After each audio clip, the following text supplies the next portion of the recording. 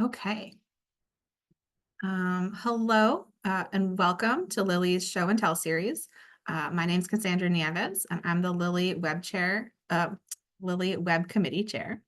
Lilly stands for Lifelong Information Literacy, and we're a group of librarians and information professionals who work to promote lifelong information literacy. Before we begin, I just have a couple of quick housekeeping items. This session is being recorded, and the recording will be available on the Show and Tell webpage by the end of next week. Feel free to put your questions in the chat. I'm going to be keeping an eye on the chat and jotting down the questions for our speaker for the end of the presentation. And finally, if you want to learn more about Lily or presenting your own show and tell event, I put my email in my Zoom name, and I'll also be putting it in the chat.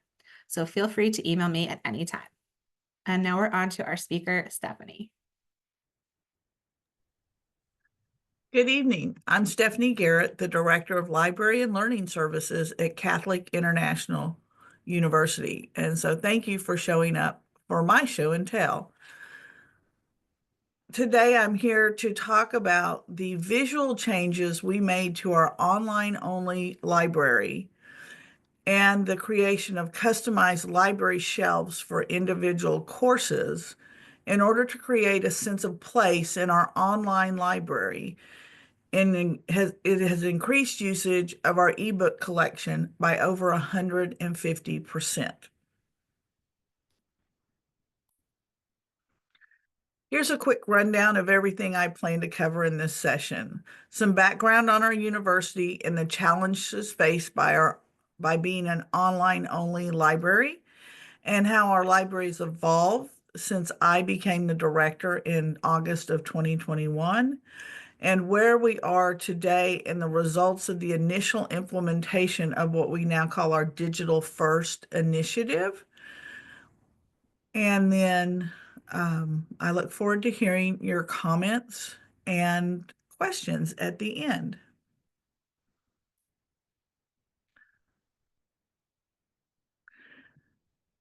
Catholic International University is a 100% online university, and we offer a variety of MA and BA and AA degrees in theology, liberal arts, and ecclesial management, which is like a MBA for church administrators and financial officers. We also offer graduate certificate degree programs, and we offer them in both English and Spanish. And then we are in the fall of 2025, we will have our first MS degree in prudential design of AI and emerging technologies.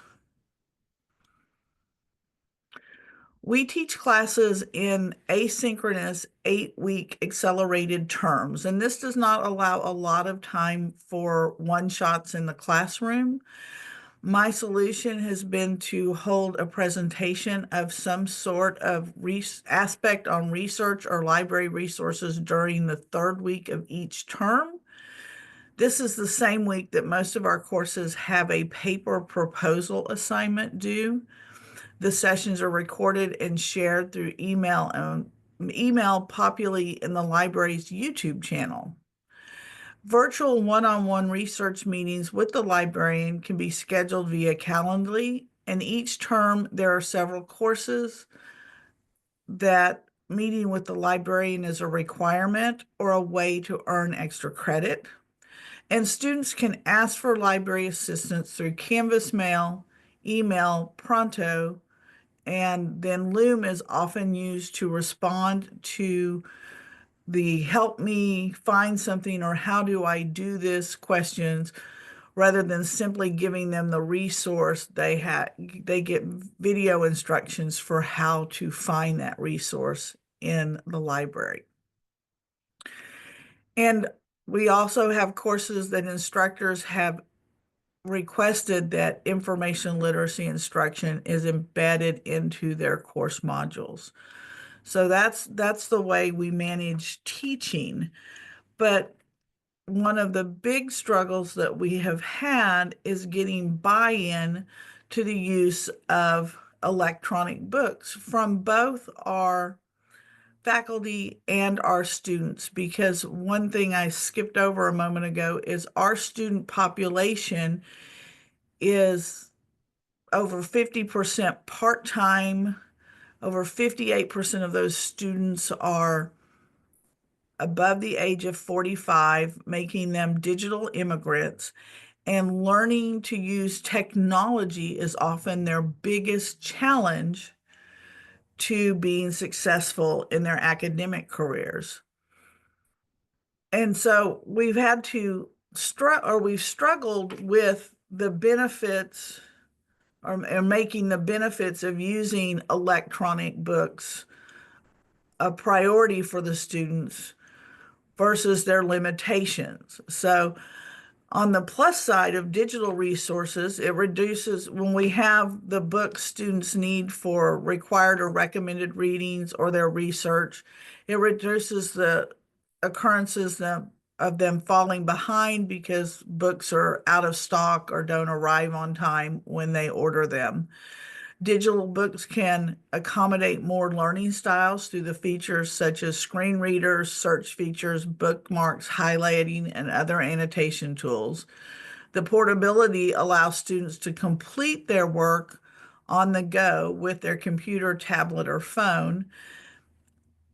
And it also ensures that students are able to have equitable access to required materials, no matter where they reside. And for us at Catholic International University, this is really important because we serve students that are considered on the margins because they do not have a traditional Catholic university near them, or they live as religious men and women in cloistered communities, so they are not out in the secular world, or they work as missionaries, or they're in the military. So we want to be sure that they can get their materials because not everyone has overnight or 2-day delivery from Amazon. It also reduces the last minute scramble to discover availability of course materials. And then our big challenge has been reducing student and instructor, or excuse me, one of our big benefits, it's not a challenge, it's one of the things that we've been working to overcome, and you'll see why in just a moment.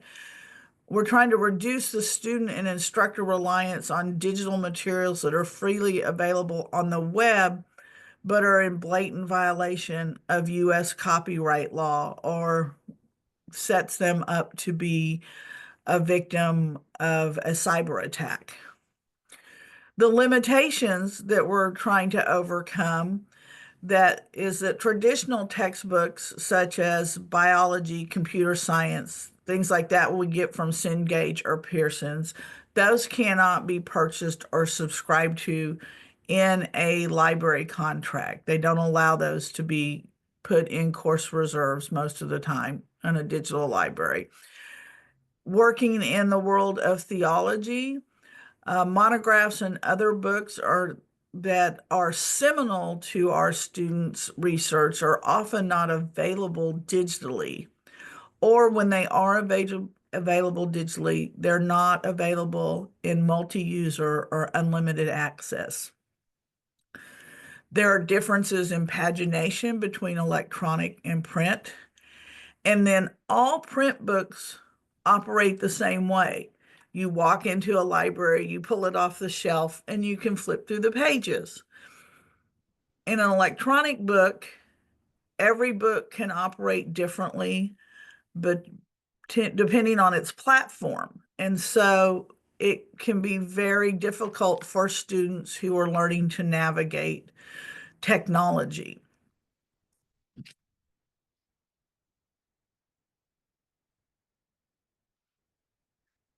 Before I came, or actually, I'm going to go all the way back to 2015 when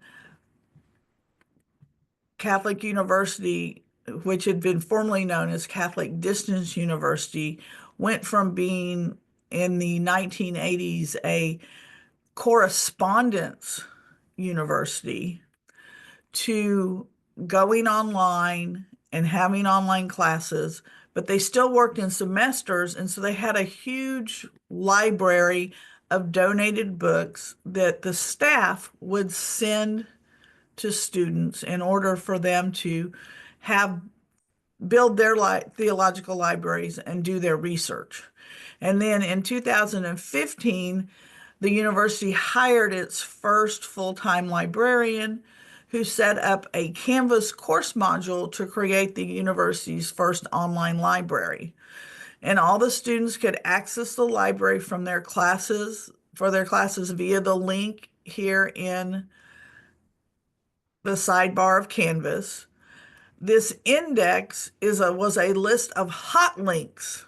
Oops, let me go back, sorry. Was a list of hot links to different PDFs and websites. There was one database and the Atla ebook lending program, which operates more like Overdrive or Libby, where books can only be read. They're checked out for 14 days. You can read them, no printing, not well suited for research and sharing.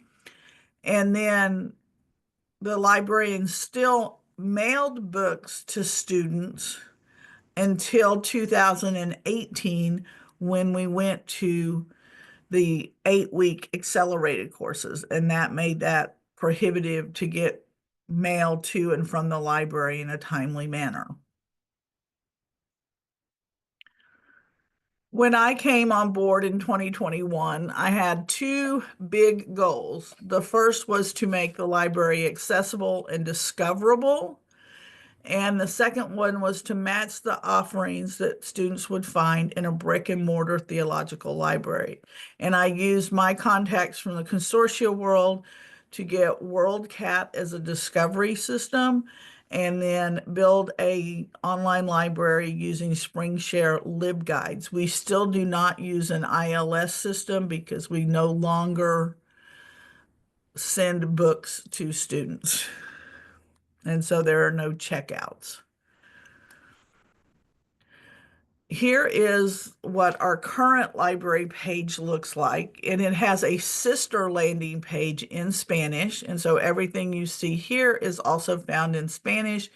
It doesn't matter which way you select or which language you select, it has all the same information, okay?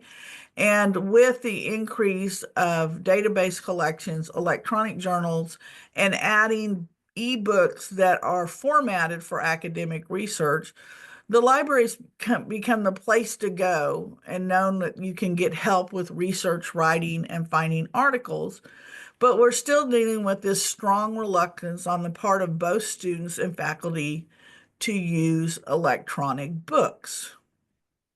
And most of the time with instructors, the electronic books are a last resort, such as when they want to require students to read one chapter from a cost-prohibitive book. And one thing we have to remember, even with fair use in education, doing scans of books so that students don't have to buy them is not considered fair use. So we have to be careful about that. Our liberal arts instructors are probably the ones that are most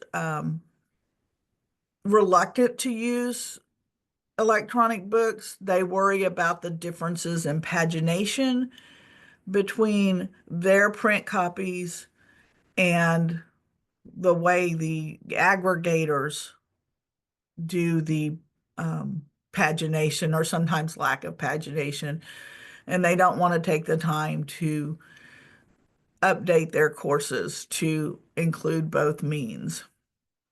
And so what I did was in the spring of 2024, I proposed a digital first initiative to our university leadership. And I began this initiative with, wherever possible, we are purchasing recommended and required resources for the library. So one that helps you build the ebook collection and the things the students need for their classes, and then other classes may use them for their research.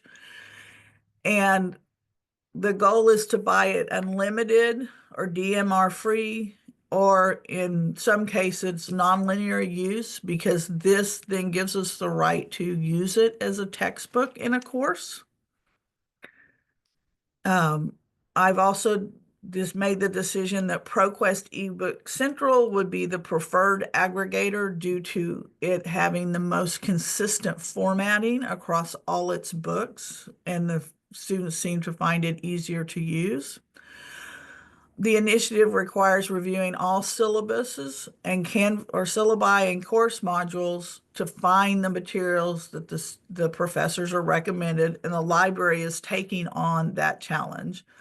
And then we're building library shelves, which we currently began calling them course reserves guides, but the instructors are calling them library shelves. So we're going to probably switch out that name. And these are placed in the Canvas course module, and they contain the access to all the recommended and required sources, as well as links to approved web resources, access to research materials, and in some case, depending on the time, video instructions with specific search parameter help.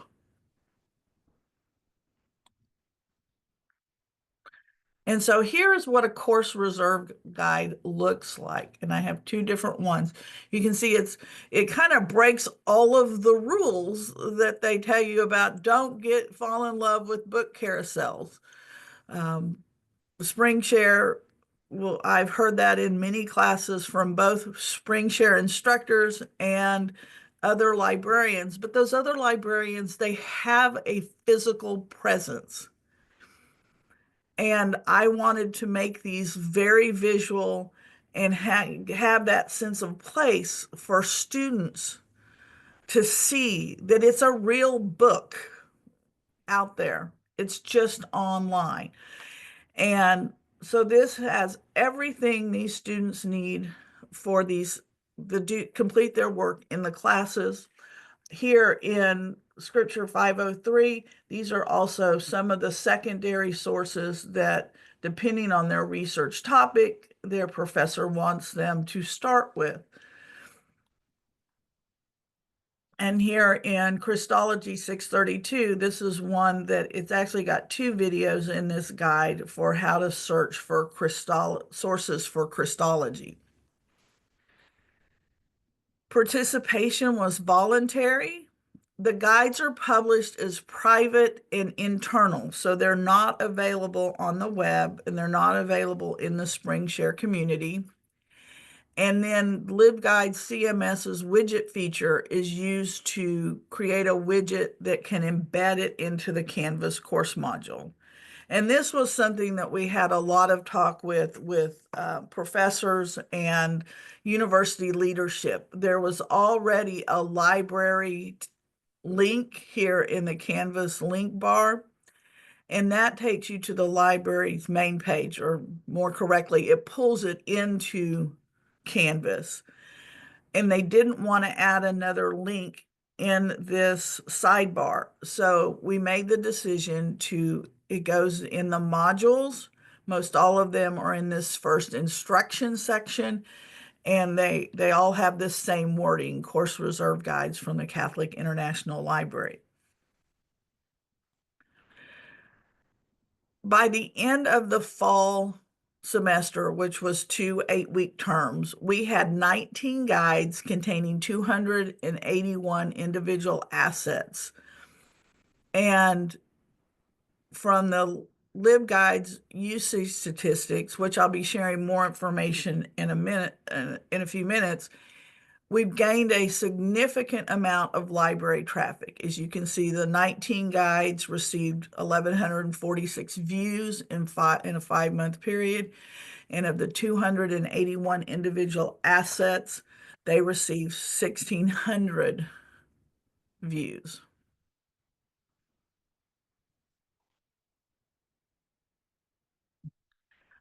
This increase in traffic led us to a revamp of our reference section before the start of the spring 2025 term. And here is the old section, which specific changes that you'll see is here where students could link to the Anchor Yale Bible Commentary series. In the past, it would take you to where that lived on Theology and Religion Online, but they still had to use to drill down and click through to get to the actual books.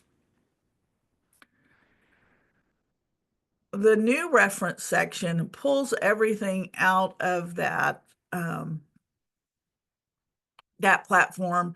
And when people go to the Anchor Yale Bible commentaries now, they actually see the books listed out, and they're organized by their different sections. And this single change here has caused this to be the highest used resource from our Theology and Religion Online selection in just the few months that since we've made this change.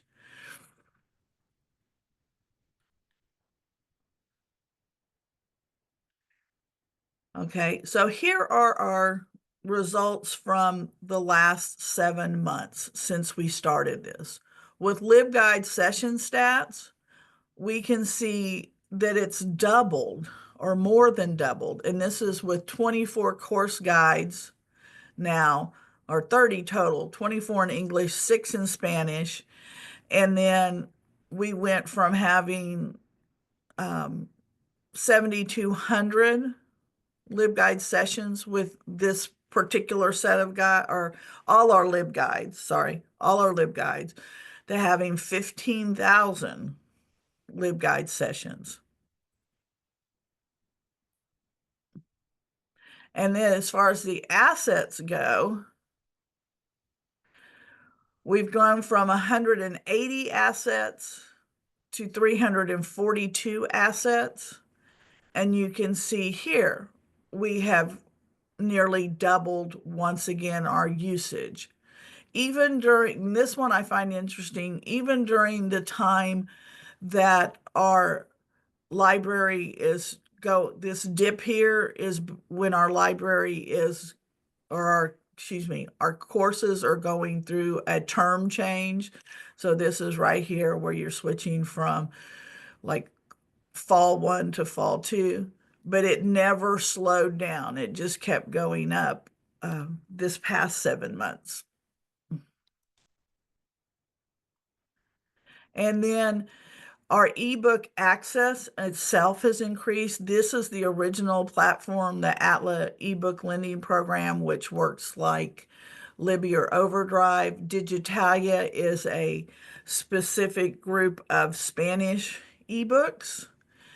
Our EBSCO ebook collection, and then the ebooks in Theology and Religion Online. And this is not all the resources in Theology and Religion Online. This is just the ebooks here. And then I didn't include ProQuest because of the fact that ProQuest wasn't available last year. This started with the initiative. We have 287 books in the collection from ProQuest right now. They've received over 8,000 views. And how the growth has gone. In July 2024, when we started, they were receiving 379 monthly views. Now in January of 2025, they received 1,400 reviews. For the future, we are going to increase the library's sense of place and footprint by making specialized reference sections for each Master of Arts and the Master of Science program, as well as rehab our periodical section to match the reference section. And the instruction focus over the next year will be a library shelf for every course, and then working with students to use the online annotation tools. As a solo librarian, I recruited help from our student success coach and the manager of our student life programs in Spanish, and she has learned to use LibGuides and helps me reproduce them in Spanish.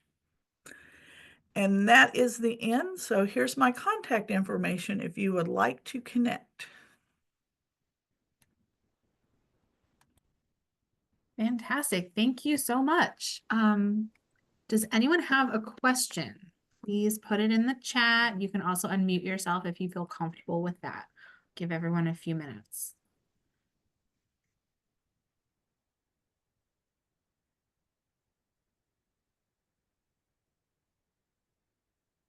And this session is recorded, so you will be able to view it on our webpage by the end of next week. Everyone's so quiet.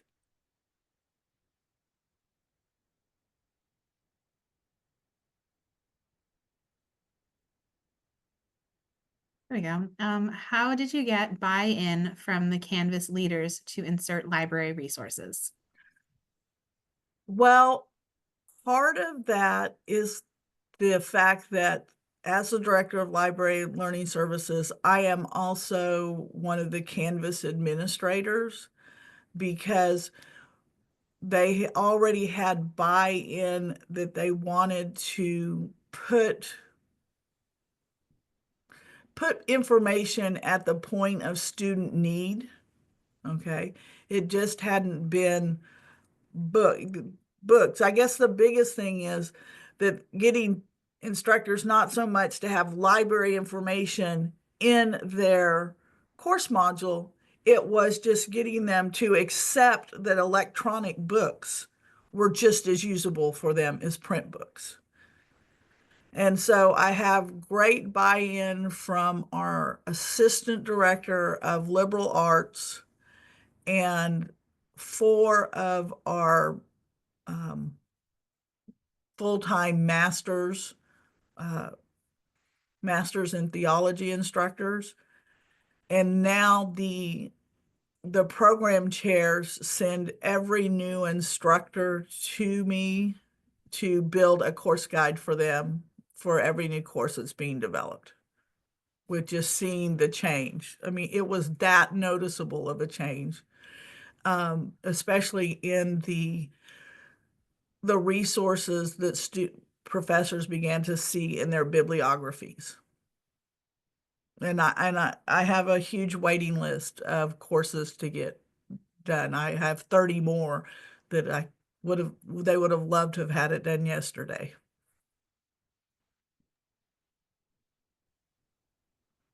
That is an awful lot of work. It's very impressive. Anyone else have a question for Stephanie? It does get easier as you have more resources and you find the overlap in courses. So you're not having to add the asset as well. And then it was tricky with doing the widgets because and it was just like an anomaly in our settings. Or LibGuides CMS is designed that if a course is set as private, it won't allow you to make a widget. And I didn't find that out until one of our graduate academic advisors was using LibGuides to create some material, and then hers wouldn't create a widget when she went through the settings parameters. So when I contacted them, they're like, no, there's something messed up with your LibGuides and your access is not supposed to do that. So before I finished set it to private permanently, I put it in public mode, make the widget, embed the widget, and then reset it to private. That is a good workaround. Let's see, we have another question. What other library materials are you supplying?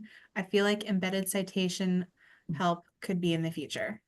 Yes, we do have embedded citation help already. And that's part of what I love about LibGuides is the fact that when you're using the friendly URLs, if you build the guide for the library, you can easily put the friendly URL wherever you want in Canvas or emails and such. So those get embedded, those get used by professors. I also at the start of every term will introduction bomb every class with something new. So when they're doing their instructor introductions, they get something new from me every term in there as well. Fantastic. Any other questions?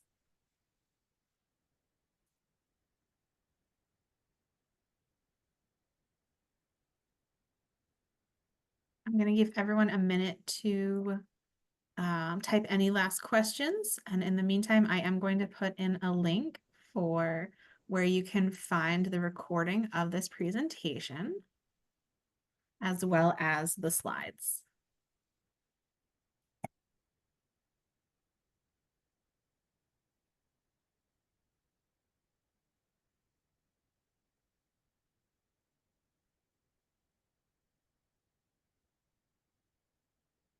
A lot of wonderful feedback in the chat. If no one else has a question, we will be ending our session.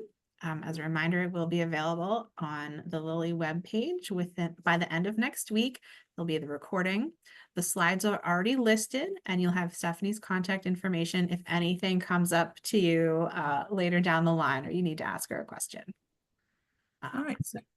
Thank you for attending. Yes, thank you so much for your wonderful presentation. We appreciate it so much. Have a great day. Thank you. You too. Bye, everyone.